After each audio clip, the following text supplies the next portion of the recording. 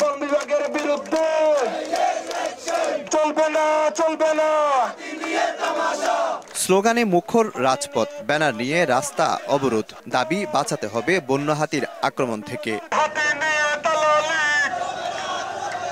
বৃহস্পতিবার ভোর থেকে চট্টগ্রামের কর্ণফুলী উপজেলার ইপিজেড এলাকায় আন্দোলনে নামেন এলাকাবাসী। তারা জানান পাহাড় থেকে নেমে আসা হাতির পালের আক্রমণে হতাহতের ঘটনা ঘটে। তাদের অভিযোগ, বন্য হাতির তাণ্ডব থেকে বাঁচাতে নানা পদক্ষেপ নেয়ার প্রতিশ্রুতি হলেও কোনো কথা রাখেনি বন বিভাগ ও ইপিজেড কর্তৃপক্ষ। গর্ভবতী মা পর্যন্ত বোন পর্যন্ত মেরে ফেলছে, তারা কোনো সুরক্ষা করে নাই। একটা কাগজে সেন্টমেন্ট দিয়ে ওরা সবাই একসাথে একটা সিদ্ধান্ত দিয়েছিল, আমাদেরকে আশ্বাস দিয়েছিল সময় দিয়েছে হাতিগুলো অবসরের জন্য, কিন্তু ওরা কোনো সমাধান করে নাই। অবরোধের কারণে মহাসড়কে বন্ধ হয়ে যায় যান চলাচল, সৃষ্টি হয় কয়েক কিলোমিটার দীর্ঘ যানজট। ভোগান্তিতে পড়েন ঈদের ছুটিতে ঘরে ফেরা মানুষ। এ অবস্থায় অনেকেই গন্তব্যে যাত্রা শুরু করেন পায়ে হেঁটে। আমার গাড়ি মহেশখালী থেকে এতটুকু পর্যন্ত এসে আটকে গেছে। গাড়ি তো আসতেছে না, ভাড়া বেশি নিচ্ছে, সমস্যা হচ্ছে, ভোগান্তি হচ্ছে।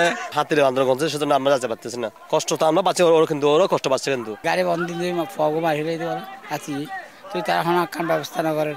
স্থানীয়রা জানান গত 6 বছরে শুধু আনোয়ারা আর কর্ণফুলীতে হাতির আক্রমণে মৃত্যু হয়েছে অন্তত 19 জনের। সম্প্রতি গত 22 মার্চ হাতির আক্রমণে কর্ণফুলীতে 3 মাস বয়সী এক শিশুর মৃত্যু হয়। পরে মরদেহ নিয়ে রাস্তা অবরোধ করে ঘটনার প্রতিবাদ জানান শিশুটির বাবা।